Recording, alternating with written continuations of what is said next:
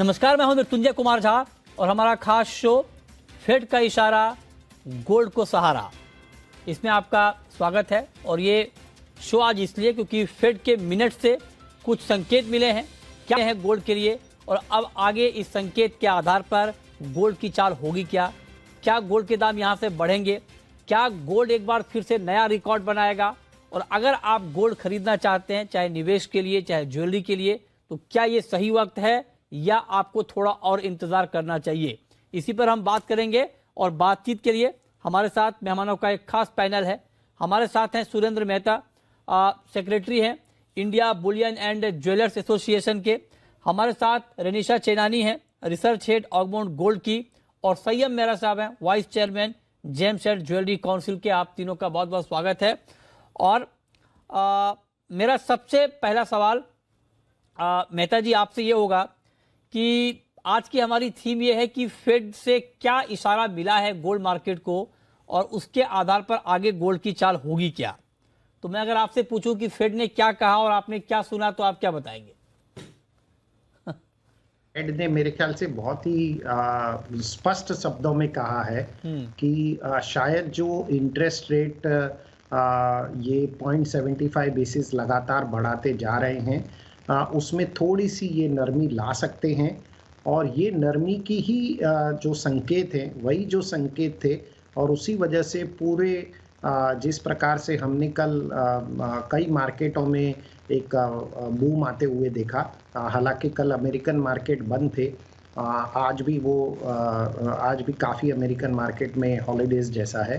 तो ये जो इशारा है ये बिल्कुल संकेत है कि अब कहीं ना कहीं पर इसकी गति को जो इंटरेस्ट रेट बढ़ाने की गति है उसमें कहीं ना कहीं ब्रेक तो नहीं, लेकिन कहीं ना कहीं उसमें एक नरमी की जो गुंजाइश है। और यही नरमी की गुंजाइश की वजह से हमने एक भारतीय इवन इक्विटी मार्केट में भी एक अच्छी सी बढ़ोतरी होते हुए देखी। इसी वजह से हमने, या मुझे तो ऐसा लगता है कि इसी वजह से शायद गोल्ड एक रिकॉर्ड तेजी की तरफ बढ़ने वाला है। वैसे मैं आपको ये बता दूं, गोल्ड मार्केट ये मानकर चल रहा है कि जो अगली बढ़ोतरी होगी वो 50 बेसिस पॉइंट की ही होगी, उससे ज़्यादा की नहीं होगी। हाँ, यदि उससे ज़्यादा की बढ़ोतरी हुई तो मैं एक जरूर देख सकते। ठीक है, तो मतलब आप कह रहे हैं कि फेड से ये साफ सिग्नल मिले हैं कि आगे ब्याज दरों में बढ़ोतरी की रफ्तार धीमी होगी, और उस पर मार्केट ने पॉजिटिवली रिएक्ट किया है। अब रेनिशा जी, अगर मैं आपसे पूछूं कि क्या सिर्फ ये कहना फेड का कि हाँ आगे ब्याज दरों में बढ़ोतरी की रफ्तार धीमी होगी गोल्ड के लिए बहुत पॉजिटिव है? जी मृत्युंजय, आप अगर गोल्ड एंड इंटरेस्ट रेट्स का कोरिलेशन देखें तो एक अनस्टेबल सा कोरिलेशन रहता है हिस्टोरिकली, क्योंकि एक्चुअली जब रेट्स बढ़ते हैं या कम होते हैं वो ऑलरेडी गोल्ड की प्राइसेस में डिस्काउंट हो चुका होता है, क्योंकि 2-3 महीने पहले से ही फेड अपने एक्सपेक्टेशंस बता देती है, फोरकास्ट बता देती है कि वो क्या करने वाले हैं। तो अभी जिस तरह से उन्होंने अपना फोरकास्ट बताया है कि अभी उनकी जो गति होगी वो थोड़ी धीमी रहेगी और नेक्स्ट ईयर वो फेड पाइवट की लेवल पे आ जाएंगे, मतलब इंटरेस्ट रेट्स बढ़ाना रोक देंगे। तो ये हम डायरेक्ट कोरिलेशन निकालेंगे डे टू डे बेसिस का तो नहीं बनता है, बट लॉन्ग टर्म बहुत ही स्ट्रॉन्ग कोरिलेशन रहता है इंटरेस्ट रेट्स और गोल्ड का। तो जब भी इंटरेस्ट रेट्स बढ़ते हैं हमने देखा है गोल्ड की प्राइसेस डल रहती है, जिस तरह इस बार हमने देखा है 2022 में। बट 2023 की बात करें तो जिस तरह फेड ने इशारा दिया है कि फेड पाइवट रहेगा, इंटरेस्ट रेट्स नहीं बढ़ेंगे, हम देख सकते हैं कि गोल्ड की प्राइसेस में बहुत अच्छा परफॉर्मेंस आ सकता है। ओके, तो ठीक है, तो आप कह रहे हैं कि अच्छा परफॉर्म गोल्ड करेगा। लेकिन अब मेहरा जी, मैं आपसे पूछना चाहता हूं कि क्या अगर मैं आपसे पूछूं कि हालांकि फेड ने यह कहा है कि बढ़ोतरी की रफ्तार धीमी होगी लेकिन ब्याज दरें बढ़ती रहेंगी, 50 बेसिस पॉइंट की गुंजाइश बनी हुई है, तो क्या 50 बेसिस पॉइंट को अब मार्केट बहुत सीरियसली नहीं लेगा गोल्ड का मार्केट? देखिए, 0.75-1% ऐसी एक सोच रहती है फेड की रेट्स बढ़ाने की। जो गति थी इसी स्पीड से रेट्स बढ़ रहे थे। जब उन्होंने ऐसा ये वर्ड का यूज किया कि डॉविश तरीके से बढ़ेगा रेट वापस, यानी कि फियर है फेड के अंदर कि मॉनेटरी जो टाइटनिंग होएगी गोल्ड के अंदर या जो फेड के रेट्स के अंदर, उस वजह से गोल्ड ने इसको काफी पॉजिटिवली लिया। 1737 से भाव 1752 आया, और अगर 0.5% ही आगे बढ़ता है रेट तो ये गोल्ड मार्केट फिर पॉजिटिव ही रहेगी। हालांकि जो 20 से 30 दिसंबर का हर साल का हमने डाटा देखा है, उसमें गोल्ड फिर भी प्रेशर में रहता है, लेकिन 15 टू 20 दिसंबर तक अच्छे रेट्स परफॉर्म करेंगे और फिर 5 जनवरी के आसपास अच्छे करेंगे परफॉर्म। शादी का सीजन भी इंडिया के अंदर बहुत अच्छा है, 32 लाख के ऊपर शादियां हैं, 3.5 लाख करोड़ का एक्सपेंडिचर होगा रिटेल के अंदर, जिसके अंदर से 15 टू 20% जेम एंड ज्वेलरी सेक्टर के ऊपर होगा, जिसके वजह से भी जेम एंड ज्वेलरी और गोल्ड सेक्टर को काफी पुश मिलेगा। अच्छा, ठीक है। तो ये पहले राउंड की चर्चा हुई कि फेड के सिग्नल का मतलब क्या है। तो हमारे एक्सपर्ट कह रहे हैं कि इसका मतलब ये हुआ कि गोल्ड में तेजी रहेगी। लेकिन अब आते हैं दूसरे मुद्दे पर। अब मेहता जी, मैं आपसे ये पूछना चाहता हूं कि ठीक है, आप लोगों ने कहा कि गोल्ड के लिए पॉजिटिव साबित होगा, लेकिन बहुत सारे फैक्टर ऐसे हैं जो गोल्ड के लिए अभी भी निगेटिव हैं। निगेटिव ये है कि एक तो इन्वेस्टमेंट बाइंग को लेकर कंसर्न थोड़ा बहुत मार्केट में दिखता है बीच बीच में। दूसरी बड़ी बात यह है कि डॉलर शक थोड़ा कमजोर हुआ हो, लेकिन ये कहना बड़ा मुश्किल है कि डॉलर अब कमजोर यहाँ इतनी बड़ी चिंता है। आपको लगता है डॉलर की चिंता भी अब खत्म हो गई है गोल्ड के लिए? ना नहीं, जब भी गोल्ड के प्राइसेस की हम इंटरनेशनल मार्केट में बात करेंगे तो डॉलर इंडेक्स को तो सबसे पहला उसके अंदर कंसीडर करना पड़ेगा, और दूसरा जो कंसिडरेशन होगा वो बॉन्ड यील्ड का होगा। लेकिन डॉलर इंडेक्स में जिस प्रकार से हमने 113 डॉलर इंडेक्स से हमने लगभग 105 डॉलर तक आते हुए देखा है, और यही रीज़न था कि पिछले एक महीने में लगभग हमने $100 गोल्ड के प्राइसेस में बढ़ोतरी होती हुई देखी।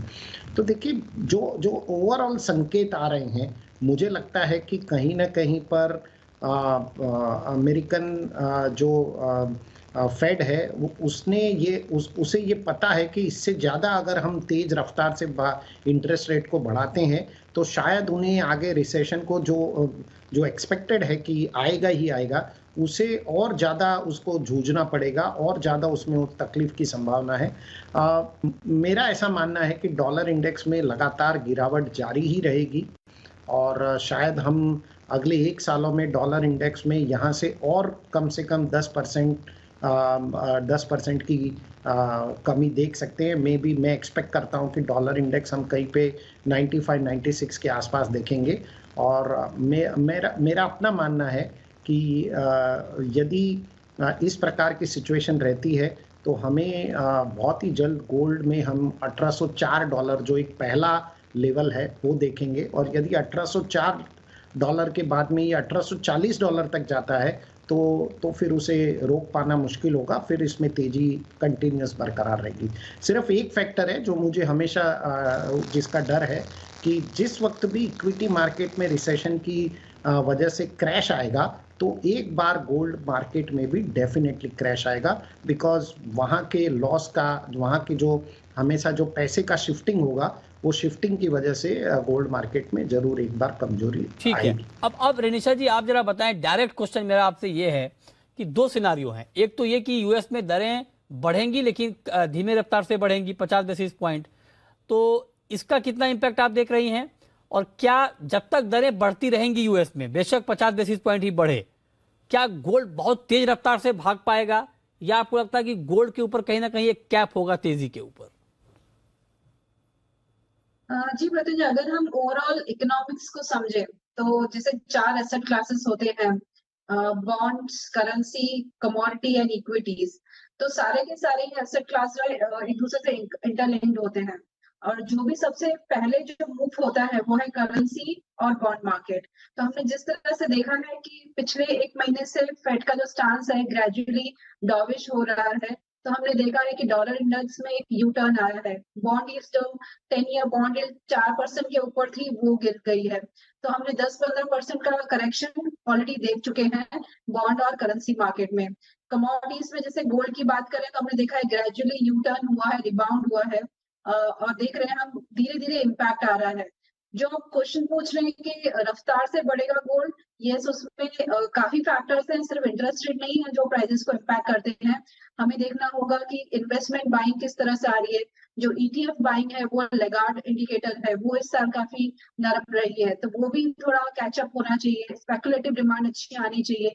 तो ये सारे फैक्टर्स अगर इमर्ज होंगे और टेक्निकल लेवल्स ग्रेजुअली अगर क्लियर होते हैं, जैसे सुरेंद्र सर ने बताया $1,800, $1,840 या आगे $1,880, ये ग्रेजुअली क्लियर हो गई तो मुझे लगता है ये रफ्तार बहुत अच्छी बनी रहेगी फिर। अब मेहरा जी एक बात मैं आपसे, और सब लोग तेजी की बात कर रहे हैं, लेकिन क्या इस तेजी के माहौल में, इस तेजी की जो बात हो रही है, इस माहौल में किसी बड़े करेक्शन की भी उम्मीद या संभावना आपको गोल्ड में दिख रही है? और अगर हाँ तो उसके पीछे की वजह क्या होगी जब कोई करेक्शन आएगा तो? देखिए, करेक्शन, अगर करेक्शन की बात करें तो दिसंबर एंड के आसपास, जब भी फॉरेन मार्केट्स के अंदर भी हॉलीडेज आ जाती हैं और बाकी इंडियन मार्केट्स के अंदर भी इतना ट्रेडिंग कम होती है, तो जैसे बताया कि इन्वेस्टमेंट डिमांड और स्पेक्युलेटिव डिमांड जब कम हो जाए तो उस टाइम के ऊपर अंदर कुछ 10 से 12 दिन या 15 दिन के अंदर गोल्ड के रेट घट सकते हैं, $1,700 के आसपास आ सकते हैं, 52 या 51,500 के आसपास गोल्ड रेट्स आ सकते हैं। लेकिन ओवरऑल अगर हम देखने जाएं तो आने वाला जो साल रहेगा वो $2,000 के जो रेट्स है वो टेस्ट करेगा 2023, और ये जो टाइम है अभी बाइंग का है, और इस टाइम के अंदर बाइंग करके आने वाले टाइम के अंदर हमको 10 to 12 पर 15% का एक प्रॉफिट या एक इन्वेस्टमेंट के अंदर एक नफा इन्वेस्टर्स को और जितने भी रिटेलर्स हैं, एंड कंज्यूमर्स हैं, उनको मिलेगा। ओके, चलिए, तो ये 2 राउंड की बातचीत हो गई। पहला तो ये कि हाँ फेड ने सिग्नल दिए हैं, उससे तेजी आएगी। दूसरे हमारे एक्सपर्ट का ये मानना है कि डॉलर में जो वीकनेस है उसका इम्पैक्ट तो आएगा ही, लेकिन अगर डॉलर मजबूत हुआ तो उसका नेगेटिव इम्पैक्ट भी दिख सकता है। अब आते हैं प्राइस के ऊपर। हालांकि मेहता जी ने ग्लोबल प्राइस बता दिया, लेकिन अब इंडियन मार्केट पर आते हैं। मेहता जी, अब मैं आपसे ये पूछना चाहता हूं कि अब नए हालात के बीच जो फेड से सिग्नल मिले या जो करेंसी की चाल है, अब इंडियन मार्केट में गोल्ड का प्राइस आप यहां से क्या देख रहे हैं? क्या घरेलू बाजार में गोल्ड एक बार फिर से नया रिकॉर्ड बनाएगा? 55,000 के ऊपर गोल्ड जाएगा सर अगले कुछ महीनों में?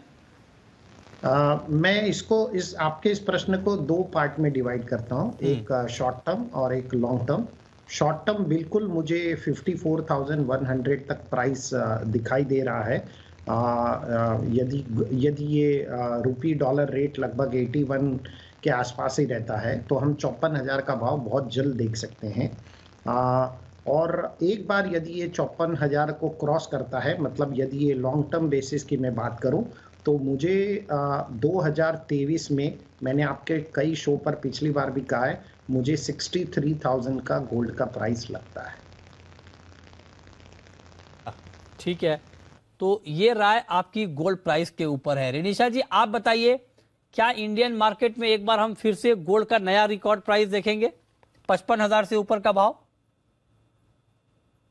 जी, अगर इंडियन प्राइसेस में हम देखिए, जो प्रीवियस रिकॉर्ड हाई था वो था अराउंड 56,000 फ्यूचर्स मार्केट में, एंड स्पॉट मार्केट में 58,000 के आसपास।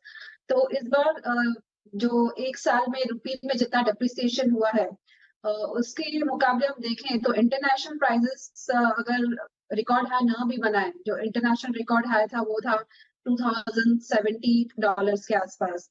अगर वो लेवल नहीं भी आती है इंटरनेशनली, बट हम देखेंगे कि ये रुपी टर्म्स में रिकॉर्ड हाई बन सकता है 2023 में, क्योंकि सबसे बड़ा जो फैक्टर गोल्ड की प्राइसेस को इस 2022 में जिसने रोक के रखा है वो इंटरेस्ट रेट्स हैं। जो इंटरेस्ट रेट्स लगातार बढ़े हैं, 400 बेसिस पॉइंट्स इतने बड़े हैं, वो थम जाएंगे अगर, तो फिर सबसे बड़ा बूस्ट मिलेगा प्राइसेस को। और इंटरेस्ट रेट्स क्यों बढ़ते हैं? क्योंकि इकोनॉमी स्ट्रांग होती है और कंजम्पशन बढ़ा हुआ होता है। बट अब नेक्स्ट ईयर जो एक्सपेक्टेशन है कि रिसेशन आ सकता है, कंजम्पशन ग्रेजुअली कम हो रहा है, हम इकोनॉमिक डेटा जो देख रहे हैं वो ग्रेजुअली इतने अच्छे नहीं आ रहे हैं, तो ये जो सेफ हेवन डिमांड आएगी, इस वजह से बहुत अच्छा परफॉर्मेंस गोल्ड में आ सकता है। और ये मुझे लग रहा है नेक्स्ट ईयर हम 55,000 56,000 के ऊपर के भी लेवल्स जाते हुए देख सकते हैं।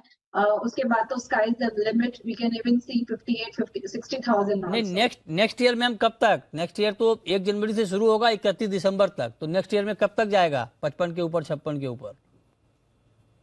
फर्स्ट क्वार्टर में हम देखेंगे कि जो फेड के इंटरेस्ट रेट्स हैं वो थमेंगे, तो उसका इम्पैक्ट आते हुए उसको 2 क्वार्टर्स एटलीस्ट लगेंगे। जीडीपी नंबर्स किस तरह से आते हैं, अगर रिसेशन के फियर्स बढ़ने लगे जिस तरह से, अगर सेकंड क्वार्टर थर्ड क्वार्टर में अगर रिसेशन फियर्स बढ़ने लगे, तो हम देख सकते हैं कि इवन सेकंड थर्ड क्वार्टर तक भी हम देख सकते हैं रिकॉर्ड। सेकंड थर्ड क्वार्टर तक आप कह रहे हैं कि नया रिकॉर्ड गोल्ड का बन जाएगा। मेहरा जी, आपका क्या आउटलुक है गोल्ड पर? अगर मैं आपसे नए साल के पहले 3 महीने, मतलब फर्स्ट क्वार्टर के लिहाज से अगर पूछूं, आप जनवरी से मार्च के बीच क्या आप नया रिकॉर्ड बनता हुआ गोल्ड का देख रहे हैं?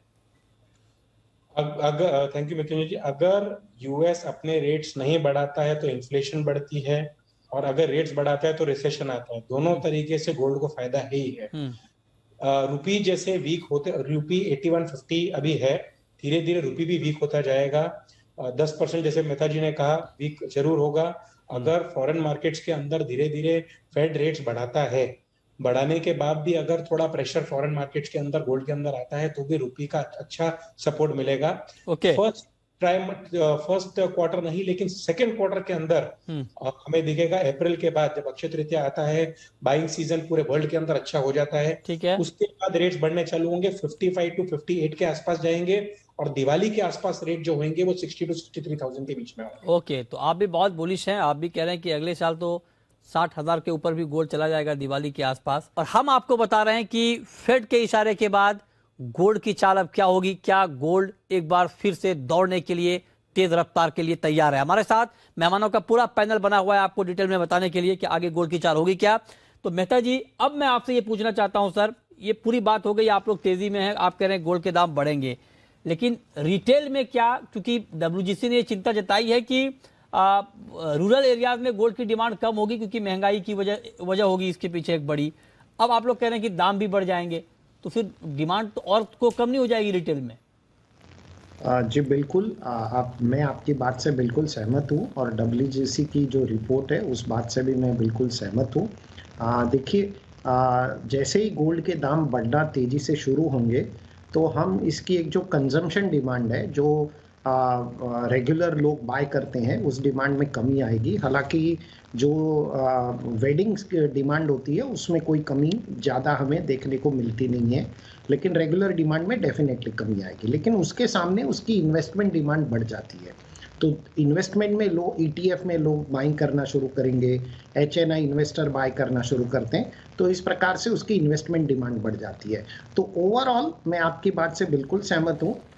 यदि हम इस इन्वेस्टमेंट डिमांड और कंज्यूमर डिमांड को कंबाइन कर दें, तो मुझे लगता है 7 से 8% डिमांड में जरूर कमी आएगी। ओके, 7 से 8% आप कह रहे हैं कि डिमांड में कमी आएगी। तो मेहरा जी, इस डिमांड में कमी को आप लोग कैसे कंपनसेट करेंगे? आप तो ज्वेलर हैं, डिमांड कम हो जाएगी तो फिर धंधा कैसे चलेगा सर? तो धंधा बना रहे, धंधा बढ़े, इसके लिए कंज्यूमर को कैसे लुभाएंगे आप, क्या देंगे ऑफर? पिछले साल गोल्ड के अंदर 1100 टन का इंपोर्ट हुआ। अच्छा। इस साल अभी तक 650 से 700 टन का इंपोर्ट हुआ है, और आगे दिसंबर तक 800 टन का इंपोर्ट होगा गोल्ड के अंदर। जब भी कस्टमर हमारी दुकानों में आता है, वो ये बोलता है कि 2 लाख रुपया, 4 लाख रुपया, 10 लाख रुपए का उसको सोना खरीदना है। वो ग्रामेज अभी कम हो जाएगी, लेकिन जो रुपी टर्म्स के अंदर है वो उतनी ही ज्वेलरी बाय करेगा जो उसके माइंडसेट में था। इस बार हाईएस्ट सपोर्ट हमको, जैसे मैंने पहले भी बताया, कि 32 लाख शादियों का है जो फरवरी मिड तक है। उसके अंदर भी काफी बाइंग रहेगी। 25,000 करोड़ का जो बिजनेस हुआ था धनतेरस के टाइम पर, उसके बाद जो बूस्ट मिला, और अभी आने वाले के टाइम के अंदर जो 3.5 लाख करोड़ के अंदर रिटेल बाइंग होगी, उसमें minimum 15 to 20% buying gem jewellery sector के अंदर होगी। और उसको लुभाने के लिए काफी स्कीम्स, काफी सिस्टम्स, काफी चीजें हम लोग सब अपने रिटेल शोरूम्स में कर रहे हैं, जिसके अंदर से हमें काफी डिमांड के अंदर अच्छा मिलेगा। लेकिन जो लास्ट ईयर की डिमांड थी कोविड के बाद, वैसा नहीं होगा। 5 to 7% की डिमांड कम होगी ईयर ऑन ईयर, लेकिन रूपी टर्म्स के अंदर उसके अंदर इतना ज्यादा डिफरेंस नहीं पड़ेगा। तो सर, शादी में मतलब आप कह रहे हैं कि बहुत शादियां होने वाली हैं, आपकी डिमांड बहुत अच्छी रहेगी, तो शादी का सारा पैसा अगर आप लोग ही ले लेंगे तो हम लोग फिर मतलब शादी में पार्टी में खाएंगे क्या?